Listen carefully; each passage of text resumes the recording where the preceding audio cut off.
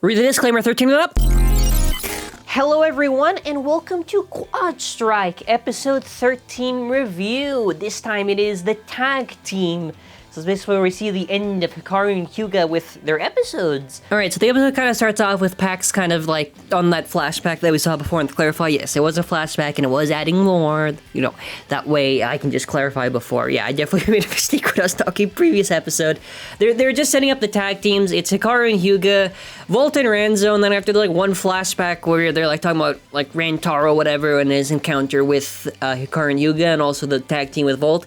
It's fine. I just feel that it's very interesting. These episodes are definitely filling it out with always one flashback, but whatever, right? Whatever.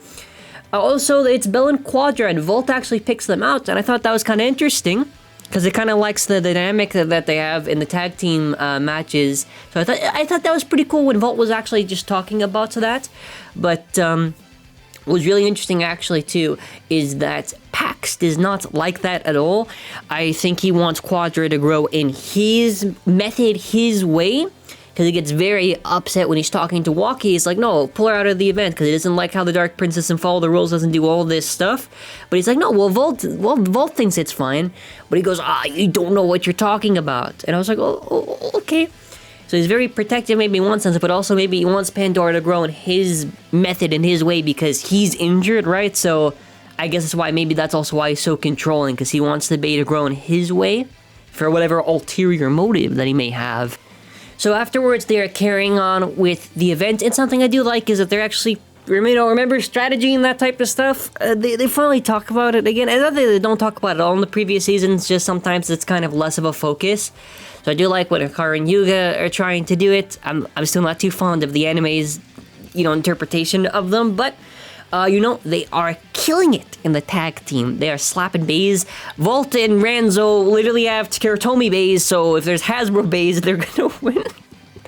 But I thought it was really cool that Bell worked with actually Quadra, because previously, they were practicing, and then after it pays off because they pull off a Twister Break tag team together, and I thought that was really cool.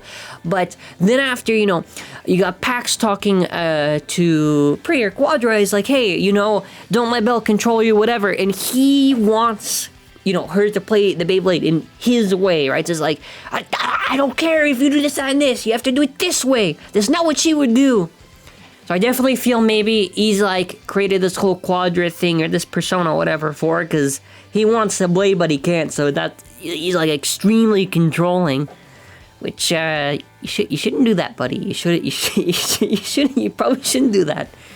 I'm definitely thinking we're gonna see because they're obviously setting up Pax with all these like outbursts, so we're definitely gonna see this a lot later on in the QuadStrike season, where eventually, one way or the other, Ruin Pandemonium comes to happen. So I definitely think moments like this are really, really cool, and I think this is QuadStrike at its strongest when they're trying to build on these newer characters, which I liked. And he basically kind of just like tricks Bell, well, not really tricks Bell, just kind of like, oh well, if you're gonna brag that you did so well in the tag team and it was kind of thanks to you, why don't you try to prove it, how strong you are against Hikaru and Hyuga? Try to take them on your own. So afterwards, Hikaru tells Hyuga to breathe, which is very important. Fair enough. And I thought the tag team battle was really interesting, and because, Bell and Quadra weren't in sync with each other, that was at the fault of the both of them, because Hikaru and Hyuga, they're a pretty good tag team, because that's pretty much all of sparking that they did. So I thought it was really cool to kind of see that in the battle, kind of see Stellar Hyperion and Comet Helios. I think things like this are really cool. I think tag teams are, I guess, part of like what made sparking at least interesting for at least the battles of some of it, because, it was very cool to see how the characters work together and how they combine their efforts. And yeah, there's one funny part actually, is when they eventually get to do the twin strike, which, we basically saw this in the music video already, but I thought it was kind of funny that basically it's like, well, they pretty much have the same designs as Sparking too, just because they probably didn't want to bother trying to give them new outfits or that type of stuff. So I thought it was funny that they basically reused the flare sequence, which is whatever. I'm kind of used to it. It's kind of just bursts where they just like to reuse as much as possible in those sequences. But the avatars was kind of cool seeing that after, obviously, like the whole flare thing in Twin Strike. And obviously, too, because they are in sync with each other, they absolutely obliterate not only Twister Pandora, but they also obliterate Divine very, very easily because of their power together. They do go straight into like VALT, Rantocar, and Hyuga. I was a little bit surprised. I do think Bell and Quattro are on a lot better terms now, because they were just taking the loss like, you know, it's okay. And I thought that was cool. I thought the tag team move with Ranzo and VALT was probably a highlight. I thought it was entertaining to see. Yeah, it's always interesting to see how they kind of come. I like when they do like the combo moves. The combo moves are definitely really, really cool. So we got Twin Strike, and then after you do like the Cyclone, and then after like Valkyrie goes crazy. But Hikaru and Hyuga made a mistake, because if they have TAKARA TOMY bays, like guys, they're not going to beat them anytime. They have TT bays. So obviously with their power and their might, it's very entertaining to actually see, and Valkyrie just go mad. So I thought that was pretty cool. And we get the backstory to Pax. So Pax is from England, and Waki wanted to recruit him, but he injured his arm. So I'm really liking the Pax design, but I also thought it was really funny when I was just seeing him smile, and then they transitioned to he had a broken arm. Anyways, after that it's Iger. I'm assuming they're gonna do the same thing as before. They're gonna build like probably 2-3 episodes or something like that. Then after Kit, yeah. This is clearly my favorite character since Chozetsu for protagonist, and he has to use a garbage-looking Zeal Achilles god. I miss this. Yeah, but the avatar looks pretty cool, actually. I like the Zeal Achilles avatar, which I'm assuming they did definitely design around Zest because of all the detail on it.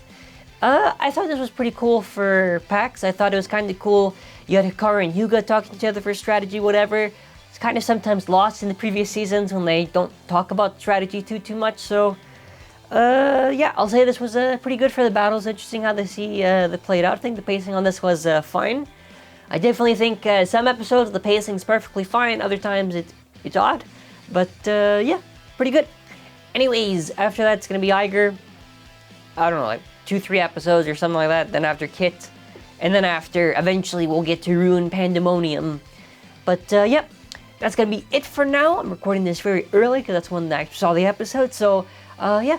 Let me know what you think in the comments. Thank you all for watching. Have a wonderful day. Bye.